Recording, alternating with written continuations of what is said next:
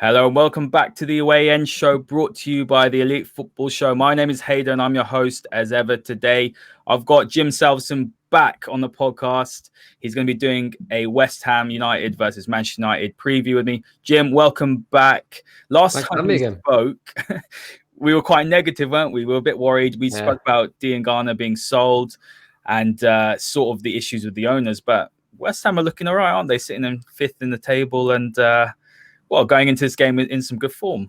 Yeah, it was before a ball had been kicked that we spoke last time. It was a bit of a season preview, and there is a different perspective on things now because it has been a very good start to the season beyond what anyone at the club expected, I think.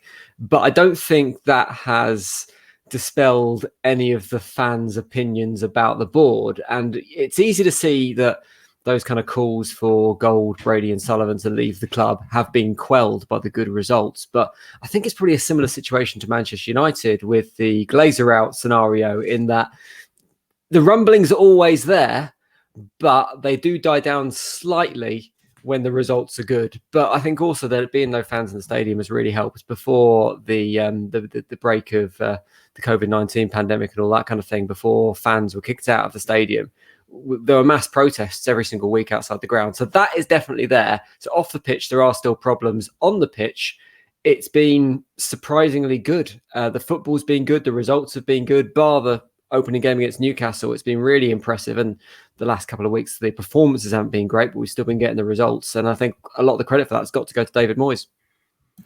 Yeah, absolutely. Ciaran, welcome back. Joining me on this show again. There's a lot of similarities, aren't there, between West Ham United's ownership and Manchester United's ownership. Something that I do admire the West Ham fans for is the fact that they actually go and protest outside the ground. United fans are too comfortable and they complain about the Glazers, #Glazers out. It's not going to do anything, is it? It's just, they're not going to look at social media and say, oh, look, 1 million people are saying #Glazers out. They'll look at their pockets and think, yeah, got my £12 million dividend. But that's the thing. I think financially there is a slight difference as well. Yeah, I think when you look at the dividends that not even the dividends, the loan repayments that Gold and Sullivan essentially loaned West Ham money to keep them afloat at an incredibly high rate of interest, which they then take on a regular basis out of the club. Whereas with the Glazers, it's a dividend that they take rightly as chairman. And although a lot of Manchester United fans aren't happy with the amount of investment that they're putting into the infrastructure of the club,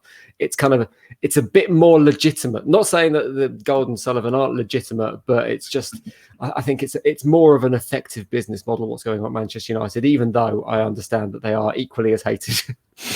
The thing is though, and Ciaran, you do a lot of, obviously you're in finance, we've spoken about this a lot. I think the massive, I would say, misunderstanding is when people look at the dividend, they say, oh, look, they're taking dividends. But that's a business thing that happens every year. That's not the issue, as Jim was saying. It is actually the loan and the repayment of the loan, interest, how they bought the club. But Ciaran, just sort of shed some light on your view on West Ham, because I know that you've been pretty impressed with them this season. And we spoke on Wednesday, didn't we? We're going into the game and Man United lost against PSG.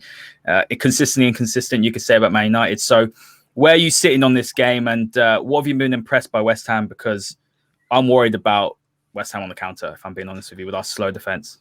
Yeah, what I'm impressed with is that West Ham are winning games with David Moyes as their manager. That's the main thing that I'm impressed with. But yeah, look, to go off it and to look at what's changed, is you kind of look at the way they're playing, is they've been a lot more solid. You're looking at that kind of, even though to a certain extent, anytime you look at it, the graphics on Sky or BT, it looks like there's the three defenders and then a load of players in the midfield, but it's really not that. You have your two wing backs that really do provide a lot. And what worries me for United is down that left, if Aaron Wan-Bissaka isn't fit for the game, because that's where you're seeing West Ham actually get a lot of kind of success. So you have Masuaku, who's been really good. Often you see Cresswell kind of come up that side as well, even though he's the left-sided centre-back. You see Fornals, who's kind of cut in and out. And it's a nicer West Ham to see than over the last couple of seasons where, let's just say, as a neutral, you probably wouldn't be turning on many West Ham games. And look, or as a West Ham fan. Yeah, probably as well. So it is surprising the way they play, because you think about it, and for United, when I try to analyze the game, is where United typically struggle is when a team is able to press them high. Now West Ham don't do that. Where you see United also struggle is where a team plays in the low block, on like a deep low block. You still don't really see West Ham do that either. So you're like, where should United get success? But then you look at how stable West Ham have been, and apart from, as you mentioned, the Newcastle game and probably the Spurs game where they conceded 3 early goals, they've been good defensively and they've been very solid. And it kind of probably comes from that midfield duo with Declan Rice and Souček, because they've kind of been that support for his defensive system. But then when you have someone like Antonio who can kind of catch you really quickly on the break, the one thing I like is they use their power and they use their height to their advantage, where they win a lot of headers and then they're direct to try and counter-attack a team. And it works and it's really effective. Other teams try to do it, but if you're too slow on the counter-attack against some of the good teams, they get back in position quick enough. And that's where there's not as much success. I think this year you've seen West Ham do it very well and do it very effectively, because they're not a team that's going to keep the ball. I think they averaged around like 44-45% possession, but they are getting a lot of crosses in. They're very efficient with a lot of their attacks, and that's why you're seeing the results be good at the start of the season. If a team can be efficient when they're attacking and get out to some leads, you can really control what's happening in the game then, because you can basically go back into your defensive system and basically force somebody to break you down. If they can, that's where you can get more chances on the counter-attack as well. Absolutely. Jim, you got anything to add there? I think that's a very good summary. But what's Moyes done well? Because David Moyes joined Manchester United. Look, every single manager that's joined Man United, I thought, you know what, I'll give them my support. That was just what I couldn't. It was so difficult. And he came in and I thought he did a decent job at Everton. But I felt the step up was too big. Obviously, he had the job, then he left, and then he's come back. Look, he's done a good job, and he's someone who's much maligned, someone who probably doesn't get the credit he deserves. He can set a team up to be solid. The question was always, what is the attacking output going to be like? What's his style going to be like? But, you know, every time I've watched West Ham play this season, I think it's been much better than it has in years gone by. I mean, you look at David Moyes' tenure at Manchester United, he was set up to fail, as many managers have that have come into Manchester United, because there are certain expectations that come with that job, and potentially David Moyes wasn't the man who could fulfill those expectations. I think that experience at Manchester United damaged him as a manager and damaged him as an individual, and we went on to see failures at Sunderland and Real Sociedad, wasn't it, who are now flying in La Liga, and he kind of needed to find a home again.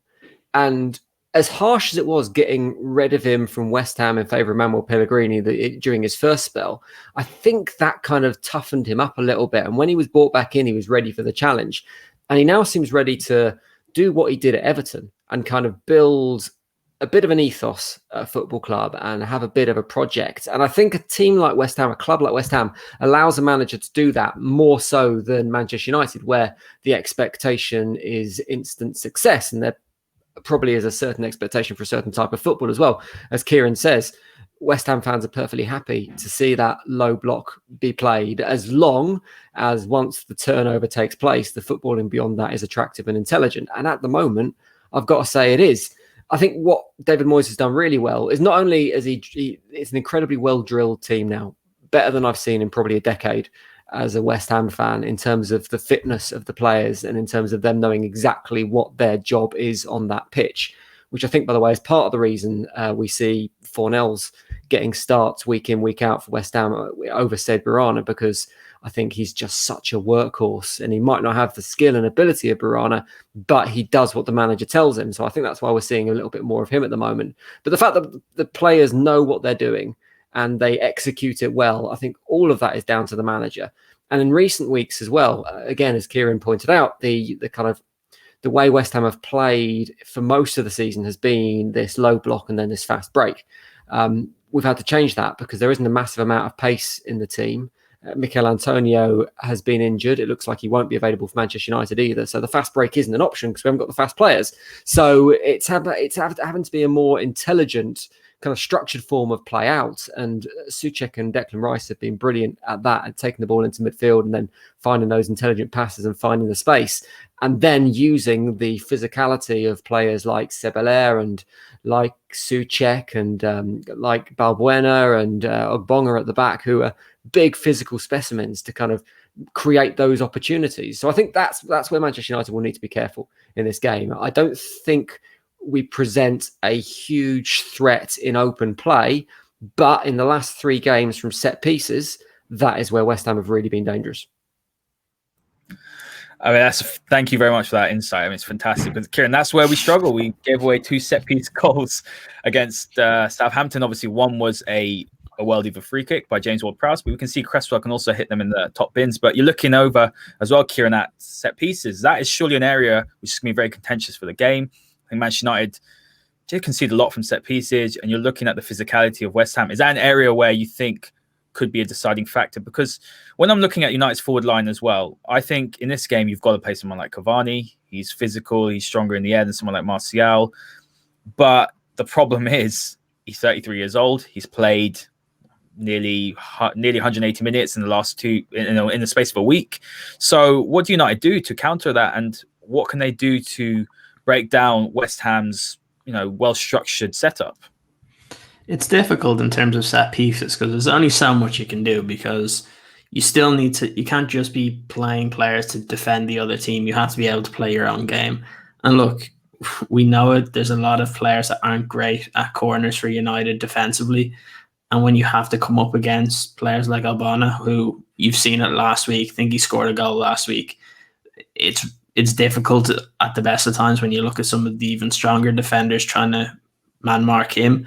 So, look, we've had problems defensively because there are a couple of those even midfielders that don't really know. They don't look like they know what they're doing at the corner, and they've made a couple of mistakes. We saw it against PSG the first leg. We saw it last week against Southampton. We've seen it in many other games. So it's a tricky one. They're going to have to try and game plan for the corners. I would assume that that's what Solskjaer and the team are doing. Other than that, it's a tricky one to think of what United do, because you have to think, like you said, Cavani just played against PSG, played 70 minutes, played 45 against Southampton. Do they kind of do the same thing? Do they play him 45, hoping that, because they're probably going to need to use him against Leipzig on Tuesday. So it's a tricky one, and with Rashford being out, I wouldn't be surprised to see Martial be the central striker for the weekend game, because look, he's quick with the ball at his feet. If any of those defenders are slow into the tackle, he's great at winning penalties because he's so quick with the ball at his feet. We've seen it time and time again. And if West Ham make a mistake like that, well, that's an easy way for United to kind of get the early goal. We've seen it plenty of times over the past few months. And look, I've said this the last couple of weeks. When United score the first goal, they're usually fairly dominant in a game. They don't tend to give away too much after that because they don't need to chase the game anymore. And when another team has to try and score against them and there's more gaps, that's when you see United really plow on the pressure. So I think Martial probably starts the game. If it's not working out, you might see Cavani come on at halftime. Yeah, absolutely. Jim, I'm going to ask you a question. It's not really West Ham related. It's more to do with Manchester United. Obviously, you live in Manchester as well.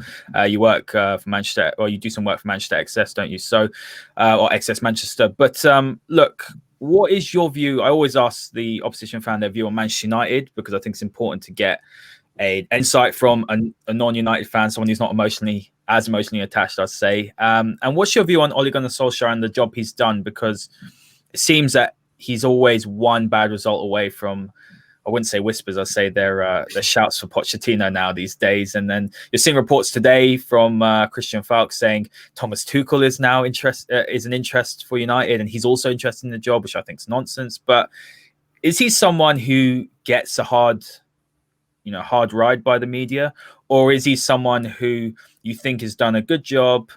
He's steadying the ship, but he's not quite the manager to take United from, I always say, from B to C. So A to B was steadying the ship, getting the players happy again, turning the club around. Mourinho was pretty toxic by the end of it. It wasn't a happy place.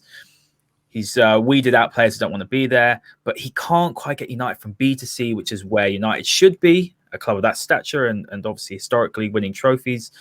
And it's time for someone else who can take them to that next level. Yeah, I mean, my opinion of Solskjaer coming in was always that he was exactly that. He was kind of this buffer zone between getting rid of the old manager and bringing in a new regime. So he could do exactly that. He could kind of re-establish what it means to play for Manchester United and what Manchester United are as a team before the new manager came in and kind of clear out some of the deadwood. It seems to have gone a little bit beyond that now, almost as if the board are kind of, I mean, you look at the way Mike Ashley runs his football club in Newcastle, and their entire business model is based on staying in the Premier League. As long as they stay in the Premier League, it doesn't really matter what happens, because as long as they stay in the Premier League, they carry on getting TV money, they carry on getting sponsorship deals. You wonder whether there's a similar thing going on at Manchester United, but obviously rather than staying in the Premier League, the job is to stay in the Champions League because it continues to bring the cash coming in. So until Manchester United fail to qualify for the Champions League on a regular basis, is there a good enough reason to get rid of Ole Gunnar Solskjaer? I think in terms of what Manchester United should have as a manager and what they deserve as the manager, I don't think he is nearly of the quality you'd expect. He's not a PE teacher. I think that's unfair, and he's not a clueless manager. But at the same time, he is a young manager who is very much learning on the job, and at times is showing huge naivety in the way he manages football games. And you've got to look at the PSG game at the weekend. Leaving Fred on at half time was a ridiculous decision, and it ultimately... We've been raving about that. But I mean, anybody who was watching that game, who's ever seen a game of football before, knew exactly what was going to happen. So leaving him on was almost criminal. And I think a manager with experience just wouldn't be doing that. So you've got to give him credit for what he's done. And he has transitioned the club to a new phase. And I think the recruitment policy, whether that's to do with Solskjaer or whether that's to do with Ed Woodward or whoever, I don't know. I think the recruitment policy since he's come in has been good. They've targeted the right players. Those players haven't always performed once they've been brought into the club. But I think on paper, the people they've looked to bring in have done a good job.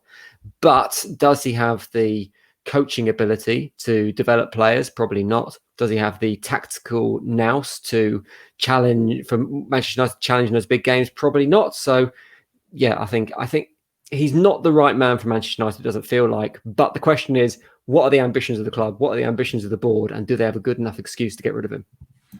Yeah, that's absolutely spot on. Ciaran, your view on that as well. I mean, you've always said until United cannot mathematically get top four, then you'll probably look at that possible. I'm not going to say he's going to get sacked, but Jim's right. You know, it's recurring issues that we see. It's more the in-game management, right? So United are struggling, and it's quite clear. Everyone knows the way Fred plays, as Jim said. It was so obvious. Even my nan, who doesn't watch football, could see that Fred was going to get sent off. He'd lost his head. And things like that, you know, an experienced manager would have changed that. So, I mean, where are you sitting on this? Because I think Ollie, while he has done a good job, and there's a lot of good things he's done, we feel like we've hit a bit of a ceiling, haven't we? And we shouldn't be sitting here, no offense, Jim, please don't take this offensively, but we shouldn't be sitting here thinking, right, are we going to win on the weekend? Because that's how we go into each game. And that's not to say West Ham aren't a good club. You guys are in great form, but that's how myself and Ciaran approach every single one of these shows with a rival fan saying, oh, I don't know which United is going to turn up. And that's the problem, isn't it? I completely get that. I get about Manchester United nowadays, because there was a period where Manchester United would be a written off fixture. You'd go, well, we're not going to get anything there. We'll be lucky to get a point. And a point you would celebrate. I'm going into this fixture going, we've got a chance. I think it's a pretty even game. And that shouldn't be the case for Manchester United. Yeah, I think when we talk about Solskjaer, it's a tricky one, because I think good coaches or good managers can prepare for games, and if their plan is, or if the game isn't too crazy and their plan can work. And you see that with Solskjaer. We've done very well in a lot of big games, especially you've seen the City games last year, the games against Chelsea as well. So he's able to set up his team. Tactically, he's fine. The problem is when things change in the game suddenly. So you can see the goal against PSG. Because look, I think United, before that second goal, were fairly dominant in the game. And then that second goal comes in, and then Fred gets sent off. And then that's the big issue, is that what does the manager do next? Because the great managers have to think on their feet, that they don't have the time to be thinking of what do I do next. You just have to make your move. And you saw that with Ferguson the whole time. Is he had no problems in taking off some of his star players if he needed to, or if he needed to introduce something, or if he needed to change something. You see it with Klopp as well. He does it with Liverpool, and even to a certain extent, Pep does it with City. But the problem is Solskjaer, his in-game management I think is his downfall, because you look at what he does beforehand and you can see what United are trying to do. But the problem is when it doesn't work in the game, it takes him too long to change. And that's really the difference between being a good manager and a great manager. And like we've said, a club at the stature of Manchester United should have a great manager, someone that represents the club and represents kind of what they should be striving for. That's not to say that Solskjaer hasn't done a good job. I think he has. And I've said it all the time. The way United work is if a manager can get them into the Champions League, that manager is fine. That manager is safe. If the club doesn't believe that United can get into the Champions League, or in a season where they're expected to, I think it's different when you look at a new manager coming in, like the first time when Solskjaer just took over. I don't think the expectation was straight away Champions League. But it's the reason why Mourinho got sacked when he did. Nobody thought that he was going to have a chance to beat PSG.